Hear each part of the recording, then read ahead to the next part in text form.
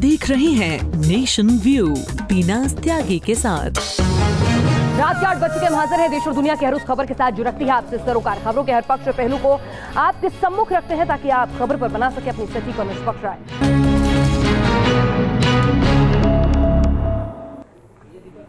ATM से चूरन वाले नोट निकले तो सब चौंक गए, लेकिन हैदराबाद से अब जो खबर आई है वो और भी ज्यादा चौंकाने वाली है।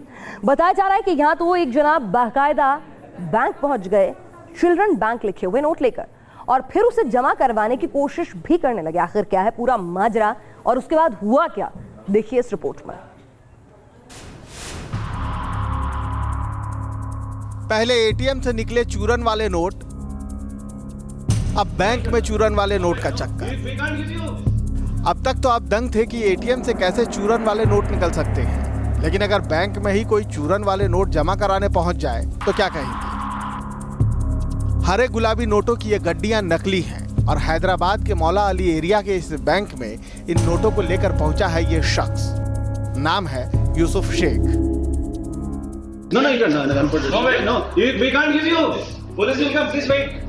बताया जा रहा है कि यूसुफ शेख 500 और 2000 के 9,90,000 रुपए के नकली नोट लेकर बैंक पहुंचा। उसे जमा कराने के लिए बाकायदा पर्ची भरी और फिर कैशियर तक जा पहुंचा, लेकिन कैशियर ने जब इन नोटों को देखा तो वो जान गया कि ये नोट नकली हैं।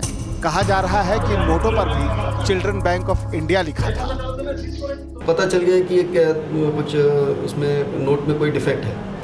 जैसे हमारे कैशियर को पता चला, उसने सभी हमारे लोगों को इन्फॉर्म कर दिया। इन्फॉर्म करते हम लोग सभी लोग अलर्ट हो गए। जैसे अलर्ट होने के बाद हम लोगों ने उस आदमी को उधर ही रोक के रख करके फिर बाद में हमने पुलिस को कंप्लेन कर। काफ़ी जो उधर के जो कस्टमर्स भी जो उस समय पे थे, वे उपलब्ध थे उस समय पर, उन्होंने भी देखा और उन्होंने भी एग्री किया कि ये नोट जो है पूरे नकली नोट्स है। इस तरह से कितना क्या नोट था सर?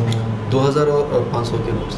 नोट के ऊपर कुछ पर्टिकुलर्स ये लिखा था कि चिल्ड्रंस बैंक ऑफ इंडिया, इस तरह से लिखा हुआ था सर। अपनी चोरी पकड़े जाने के बाद ये शख्स बैंक अधिकारियों से नकली नोट वापस मांगने लगा, लेकिन बैंक ने इसकी खबर पुलिस को दी और फिर पुलिस ने इसे गिरफ्तार कर लिया। अब पुलिस चूरन वाले इन नोटों का असल चक्कर समझने में जुटी है। सवाल ये है कि क्या ये शख्स जानबूझकर नकली नोट लिए बैंक पहुंचा था? क्या इसके पीछे नकली नोटों को बैंक में जमा कराने की कोशिश थी या फिर ये शरारत थी? Team news nation. और 5 राज्यों के चुनाव नतीजे बेहद दिलचस्प रहे। किसी को सत्ता मिली तो कोई कुर्सी के करीब तक पहुंचकर भी कुर्सी पर बैठ नहीं पाया, और तो और कोई तो आंखों में कुर्सी का ख्वाब संजोए भर रह गया। आम आदमी पार्टी का भी हश्र कुछ ऐसा ही रहा।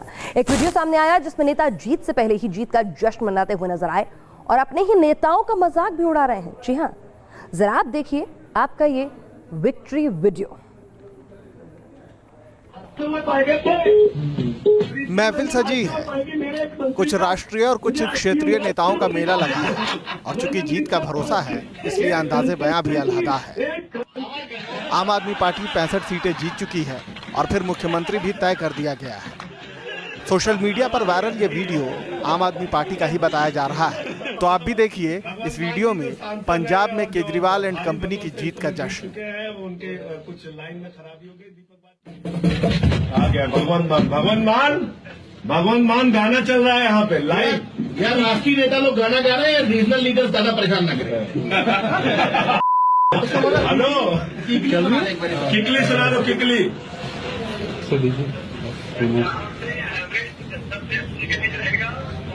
अरे छोड़ो यार, पहले यहाँ 100 सीट आ चुकी है। नंबर हाँ हेलो, 11 मार्च का लाइव देख रहे हैं। फुलका जी भारी बहुमत। अच्छा चलिए बात।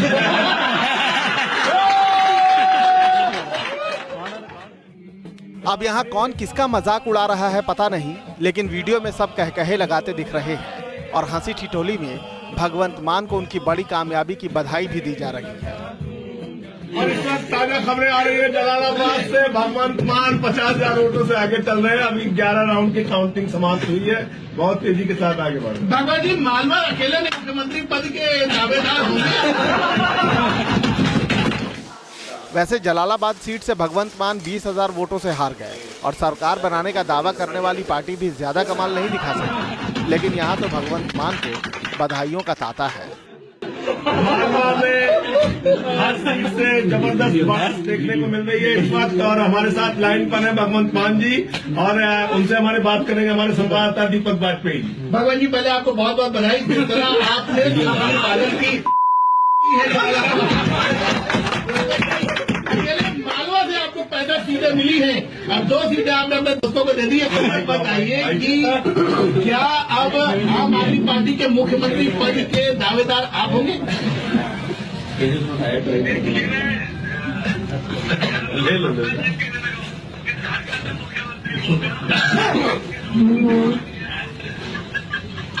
नहीं आप हाथ खड़े कराइए बस। आप हाथ खड़े कराइए। भगवान जी आपने लोगों ने हाथ खड़े कराए थे, अब ये मालवा की जनता ने आपको वोट दे दिया। जो सीट आपने गिनाई थी वो सब मिल गई। सोशल मीडिया पर वीडियो वायरल हुई तो लोगों ने अपने अपने अंदाज में प्रतिक्रिया भी दी और आम आदमी पार्टी के नेता संजय सिंह भी सामने आए। दावा किया कि वीडियो 4 फरवरी का है और ये हंसी मजाक से ज्यादा कुछ नहीं। वीडियो जो ये चलाया जा रहा है ये वीडियो 4 फरवरी का है। चुनाव संपन्न होने के बाद हम लोग आपस में हंसी मजाक कर रहे थे। भगवंत मान मेरा भी अब मजाक उड़ा रहा है, अरविंद जी का भी मजाक उड़ा रहा है, हम लोग उसका मजाक उड़ा रहे हैं। अगर ये चुनाव जीतने के बाद अगर चुनाव जीत जाते तो परिणाम आने के बाद इसी वीडियो को आप लोग ये कह रहे होते कि भाई देखिए कितना हंसी मजाक करके आपस में लोग रहते हैं आम आदमी पार्टी के नेता। वैसे जीत के जश्न की तैयारी तो अरविंद केजरीवाल के घर पर भी की गई थी। ये अलग बात है कि नतीजों ने आम आदमी पार्टी के नेताओं का मन खट्टा सा कर दिया। और कहते हैं ना कि मन के हारे हार है तो कोई बात नहीं, अगली बार कौन जाने ये वीडियो यूं ही सच हो जाए और तब तक दिन में सपने देखने के लिए या दिखाने के लिए वीडियो तो है ही। Team news nation.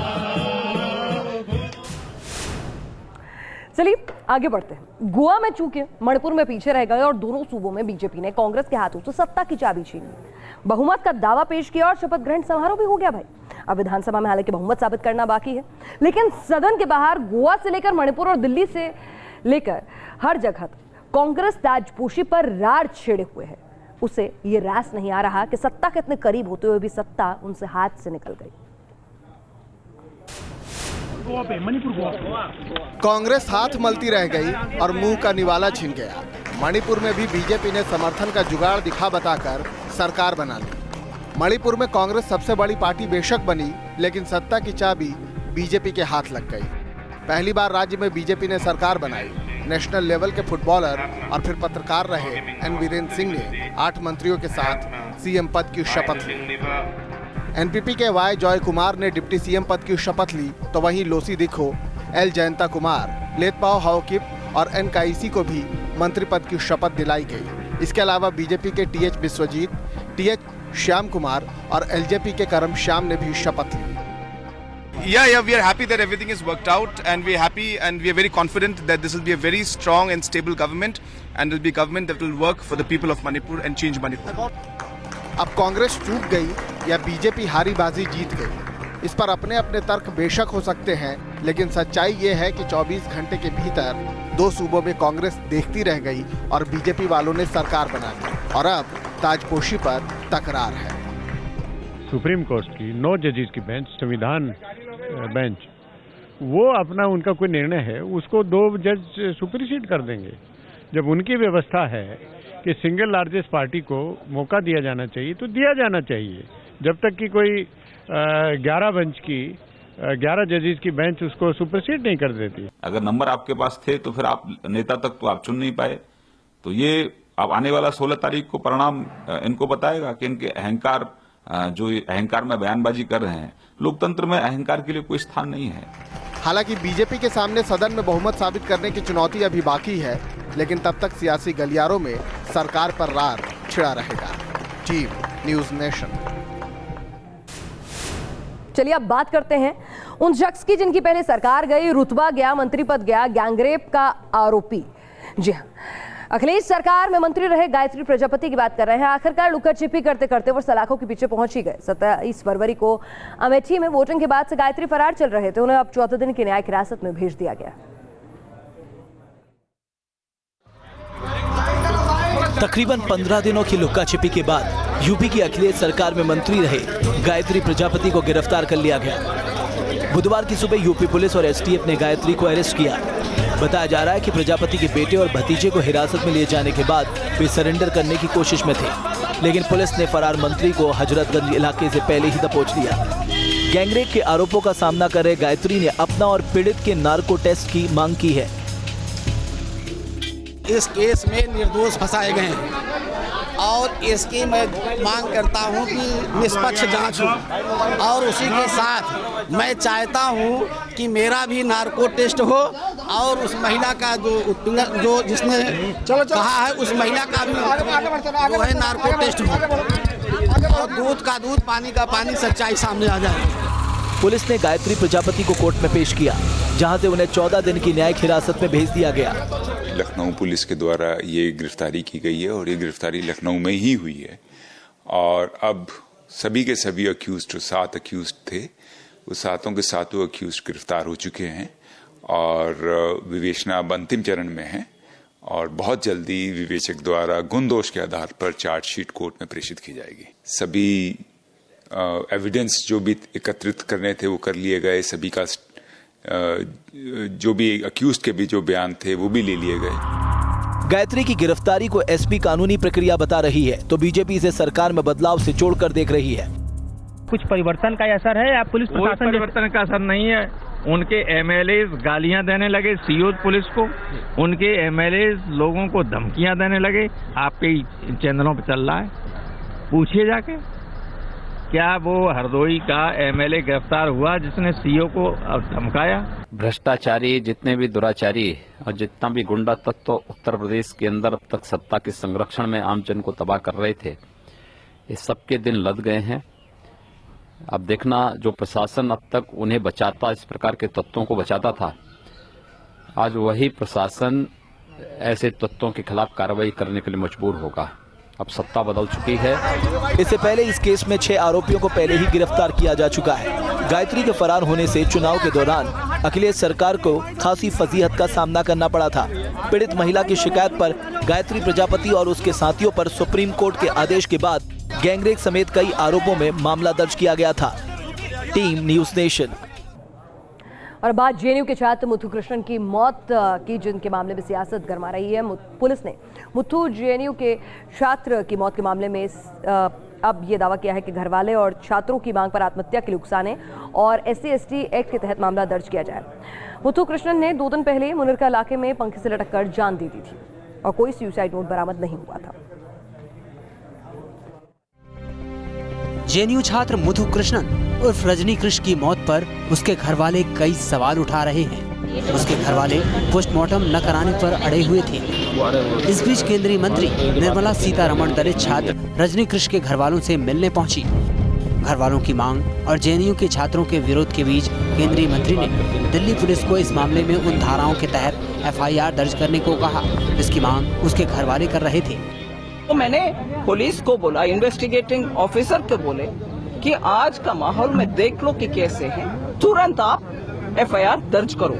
फिर इसके बाद जितने भी स्टेटमेंट्स है, शायद वो स्टूडेंट्स का हो या टीचर्स का हो या पिता और कोई रिश्तेदार का हो, सबको ले लो और रजिस्टर भी करो उन सभी स्टेटमेंट को, जिससे FIR का एडिशनल इन्वेस्टिगेशन मटेरियल मिल जाएगा। फिर स्टूडेंट्स के बोलने के बाद मैंने उनको 12 बजे तक टाइम दी। मामले में FIR दर्ज होने के बाद रजनी कृष्ण के घरवाले पोस्टमार्टम के लिए तैयार हो गए। 5 डॉक्टरों के पैनल ने रजनी का पोस्टमार्टम किया और बाद में उसके शव को विमान से तमिलनाडु के सलेम भेज दिया गया। जेएनयू का छात्र मुथु कृष्णा का जो मृत्यु की घटना पर उनके पिता जीवनानाथन का शिकायत मिलने पर हमने उस शिकायत को एग्जामिन किया और उसको हमने अपना प्रोसिक्यूशन ब्रांच से ओपिनियन लिया। ओपिनियन लेने के बाद उनकी शिकायत पर हमने एक मुकदमा FIR रजिस्टर कर लिया है। ये थाना बसंत विहार में दर्ज हुआ है। सेक्शन 306 IPC और section 310 of SC and ST prevention of atrocities act में ये मुकदमा दर्ज किया गया है। जवाहरलाल नेहरू यूनिवर्सिटी में MPhil के छात्र रजनी कृष्ण ने बीते सोमवार को मुनिरका इलाके में दोस्त के कमरे में पंखे से लटक कर आत्महत्या कर ली थी। We need to know what exactly was the cause which led him to take such extreme step. there should be a thorough probe. Police ने इस मामले में आखिरकार SC/ST एक्ट और आत्महत्या के लिए उकसाने का मामला दर्ज कर लिया है। अब उसके मोबाइल से मिले सबूतों और फेसबुक वॉल पर लिखी पोस्ट की तहरीर पर जांच की जा रही है। रमानुल्लाह खान, न्यूज़ नेशन, दिल्ली। और अब बात फिल्म पद्मावती की, जिसकी शूटिंग हुई नहीं लेकिन उसका विरोध अभी से जारी है। महाराष्ट्र के कोल्हापुर में शूटिंग के लिए लगे सेट पर कुछ लोगों ने आग लगा दी। इससे पहले भी जयपुर में करणी सेना के लोगों ने फिल्म के डायरेक्टर प्रोड्यूसर संजय लीला भंसाली के साथ बदसलूकी की थी। पहले राजस्थान में बदसलूकी, अब कोल्हापुर में आगजनी। संजय लीला भंसाली की फिल्म पद्मावती से जुड़ा विवाद थमने का नाम नहीं ले रहा है। महाराष्ट्र के कोल्हापुर में शूटिंग के लिए बने सेट को आग के हवाले कर दिया गया। आगजनी में लाखों का सामान जलकर राख हो गया। कोल्हापुर के मसई पठार इलाके में पद्मावती के लिए सेट लगा था। आगजनी में कपड़े, बॉक्स और दूसरे सामान जलकर खाक हो गए। बताया जा रहा है कि शूटिंग के लिए लाए गए घोड़ों को भी चोट लगी है। चश्मदीदों के मुताबिक रात तकरीबन 1 बजे अज्ञात लोगों के ग्रुप ने हमला कर दिया। हमलावरों ने पहले तोड़फोड़ की, फिर पेट्रोल बम फोड़कर आग लगा दी। इस दौरान सेट पर मौजूद सुरक्षा कर्मियों से मारपीट भी की गई। सोची समझी साजिश के तहत रात को पेट्रोल छिड़ककर आग लगाई गई है। ये ऑर्गेनाइज्ड क्राइम है। मेरी समझ में ये नहीं आता कि हम लोग एक प्रजातांत्रिक देश में रह रहे हैं या हम किसी तालिबानी हुकूमत के साए में रह रहे हैं। ये डेमोक्रेसी है, हर किसी को फिल्म बनाने का हक है, हर किसी को अपनी बात कहने का हक है, और अगर आपको वो बात अच्छी नहीं लग रही है तो आपको प्रोटेस्ट करने का हक है, आपको धरना देने का हक है, आपको कोर्ट जाने का हक है। इससे पहले भी फिल्म पद्मावती का विरोध हो चुका है। जयपुर में फिल्म की शूटिंग के दौरान विवाद हुआ था। यहाँ करणी सेना ने रानी पद्मावती की छवि से छेड़छाड़ का आरोप लगाते हुए संजय लीला भंसाली से बदसलूकी तक कर डाली थी। तब फिल्म की शूटिंग बीच में ही रोकनी पड़ी थी। Team news nation. उधर मध्य प्रदेश में गरीबों को मकान देने के लिए मध्य प्रदेश सरकार ने आवास गारंटी कानून को मंजूरी दे दी है। सीएम शिवराज सिंह चौहान की अगुवाई में ये फैसला लिया गया है कि मध्य प्रदेश में जन्म लिए हर शख्स को जमीन दी जाएगी, जिस पर सरकार मकान बनाएगी। इसके साथ ही एमपी को दुनिया का ऐसा पहला राज्य बनाया जाएगा जहां कोई बेघर नहीं होगा। इस विधेयक को मौजूदा विधानसभा सत्र में पेश किया जाएगा। बताया जा रहा है कि सीएम शिवराज सिंह चौहान की पहल पर इस योजना को तैयार किया गया है। विधेयक में इस बात का भी जिक्र है कि किसी भी नागरिक को उसकी जमीन से बेदखल नहीं किया जा सकेगा। हमारा स्पष्ट मत है भारतीय जनता पार्टी का, कार्यकर्ता के नाते मेरा, कि जो पैदा हुआ है इतनी जमीन तो लिखा के लाया है कि रहने की ज़मीन उसकी अपनी हो, जिस पर मकान बना के वो अपने बच्चों को रख सके और उसके बेटा बेटी कह सकें कि घर मेरा है, मेरे पापा का है।